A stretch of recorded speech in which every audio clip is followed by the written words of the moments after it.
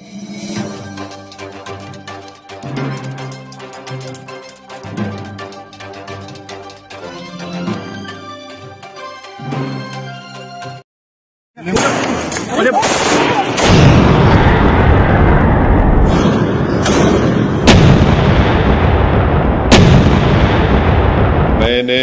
शुरू से आपसे कह रहा था कि उत्तर प्रदेश में बीजेपी की सरकार रूल ऑफ लॉ के तहत सरकार को नहीं चला रही है, बल्कि रूल बाय गन को चला रही है।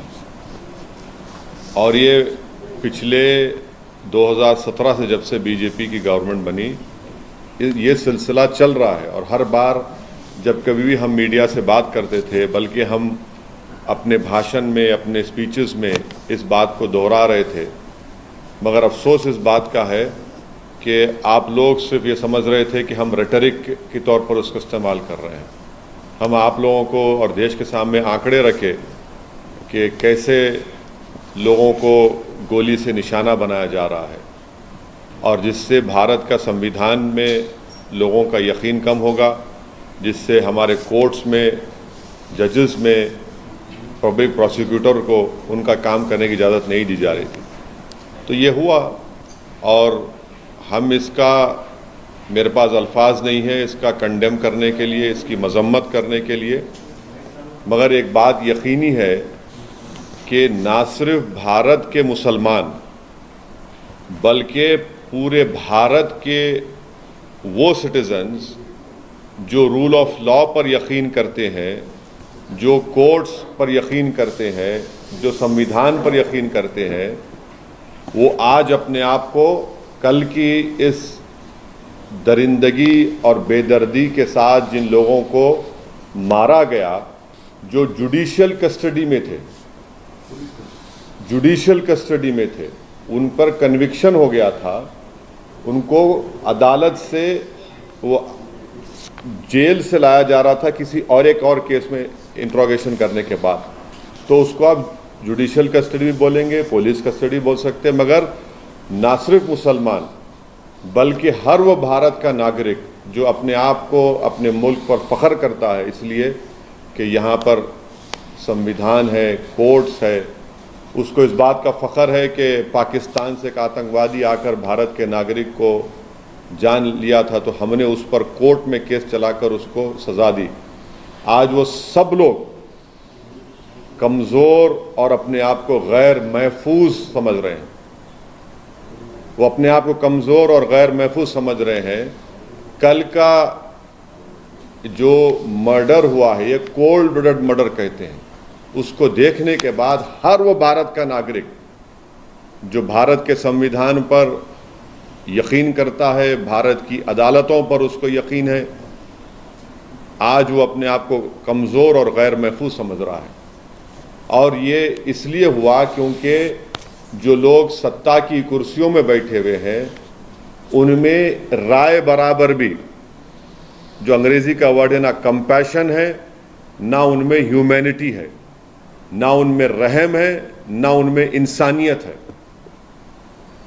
ये जो कल का वाक़या हुआ, आप बताइए मेरे को, ये तो कोई ऐसा नहीं है कि कोई जाकर फौरन किसी को गोली मार दिया। आप उनका वेपन चलाने का तरीक़ा देखो, आप जिस तरीक़े से वो लोग आए, और उनका हाथ स्टिल है एकदम। मुझे भी वेपन चलाना आता है, मैं भी एक एक्सपर्ट के साथ ट्रेनिंग लिया हूँ अपनी सेल्फ डिफेंस के लिए। और जिस तरीक़े से मार रहे वो लोग, उनका हाथ देखिए हिल नहीं रहा है, उनकी आंख उस पर है, उन लोगों पर है। उनको मालूम था कि पहले कहाँ पर, किस जगह पर मारना। तो ये एक कोल्ड ब्लडेड मर्डर है, और ये लोग प्रोफेशनल हैं। और कितना इसमें उत्तर प्रदेश की बीजेपी की सरकार का इसमें रोल है, कितना इसमें ये कौन लोग हैं जो जाकर पुलिस की मौजूदगी में और मीडिया की मौजूदगी में, बल्कि लाइव टेलीकास्ट भी हो रहा था, वो इस तरह का कोल्ड ब्लडेड मर्डर करते हैं। तो ये इसके लिए ज़रूरी है कि सुप्रीम कोर्ट मॉनिटर्ड इसमें इन्वेस्टिगेशन होनी चाहिए, कमेटी बननी चाहिए। मैं सुप्रीम कोर्ट से दरख्वास्त करता हूं, प्लीड करता हूं, क्योंकि 28 मार्च के दिन सुप्रीम कोर्ट ने एक फैसला दिया था कि कल जो लोग मारे गए उसमें से एक शख्स ने, जो एक मुसलमान एक्स एमपी है, वो कोर्ट को गए थे कि मेरी जान को खतरा है सुप्रीम कोर्ट को। तो सुप्रीम कोर्ट ने यह कहा था कि जब आप जुडिशियल कस्टडी में है और आपको पुलिस कस्टडी में लेकर जा रहे तो स्टेट की जिम्मेदारी है। अब सुप्रीम कोर्ट इस मसले को सो मोटो ले और सुप्रीम कोर्ट एक कमेटी बनाए, सुप्रीम कोर्ट एक इन्वेस्टिगेशन टीम बनाए, टाइम बाउंड तरीके से उनको टाइम दिया जाए और उस इन्वेस्टिगेशन टीम में उत्तर प्रदेश का कोई भी ऑफिसर ना हो। एक टाइम बाउंड तरीके से वो इन्वेस्टिगेशन टीम बननी चाहिए जो सुप्रीम कोर्ट को रिपोर्ट करे और एक टाइम बाउंड मैनर में वो इन्वेस्टिगेशन मुकम्मल होना चाहिए। क्योंकि ये बात मैं कोई भी यकीन नहीं कर सकता कि ये लोग सिर्फ उठ कर आए, कौन इनको बोला वहां पर, इनका बैकग्राउंड क्या है और कैसे वो लोग इस तरह घुस गए वहां पर और क्यों पुलिस ने उनको रोका नहीं। तो ये जरूरी है, हम तो सुप्रीम कोर्ट से उम्मीद करते हैं कि सुप्रीम कोर्ट इस मसले को सो मोटो लेगा, एक इन्वेस्टिगेशन टीम सुप्रीम कोर्ट बनाएगा जो सुप्रीम कोर्ट को रिपोर्ट करेंगे और उसमें बेहतर होगा कि कोई भी उत्तर प्रदेश का ऑफिसर ना हो, क्योंकि उनकी मौजूदगी में, उनकी कस्टडी में इन दो लोगों की हत्या की गई है। और एक बात आप समझिए कि मैं शुरू से कह रहा हूं कि जो रेडिकलाइजेशन हो रहा है मेजॉरिटी कम्युनिटी में, इस पर कोई यकीन नहीं कर रहा है। बराबर रेडिकलाइजेशन हो रहा है। अगर बीजेपी चुनाव पे चुनाव जीतते जा रही है और इस मसले को बीजेपी नहीं देख रही है तो बीजेपी देश की खिदमत नहीं कर रही है।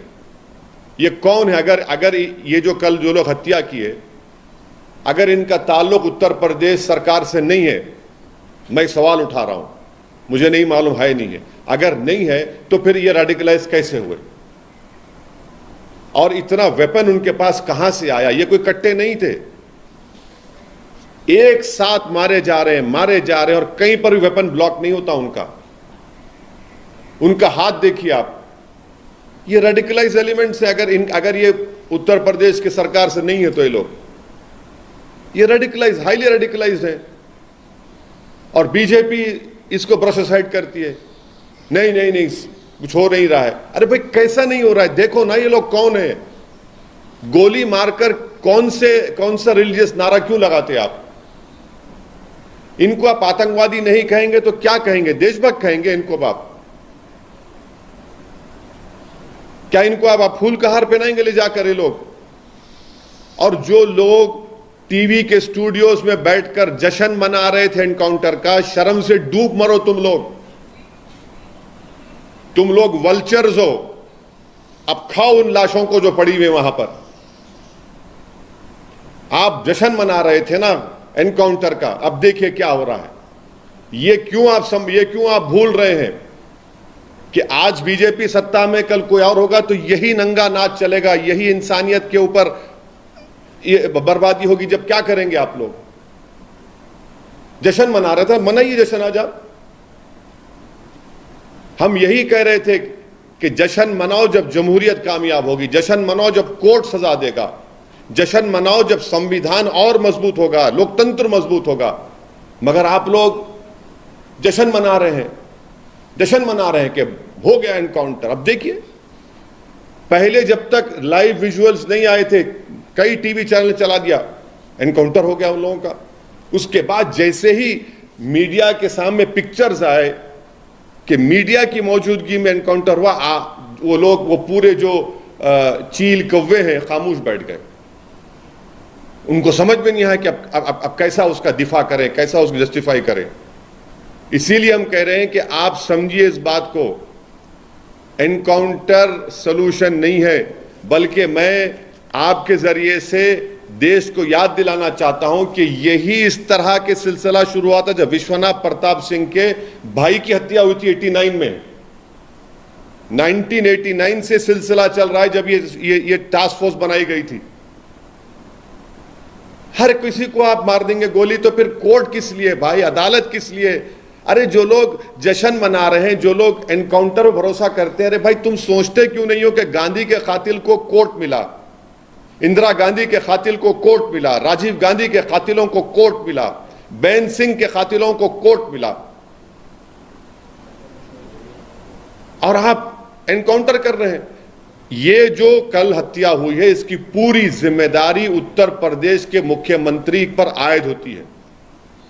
उत्तर प्रदेश के मुख्यमंत्री में अगर कॉन्स्टिट्यूशनल मोरालिटी जिंदा है तो उनको अपने पद को छोड़ना पड़ेगा।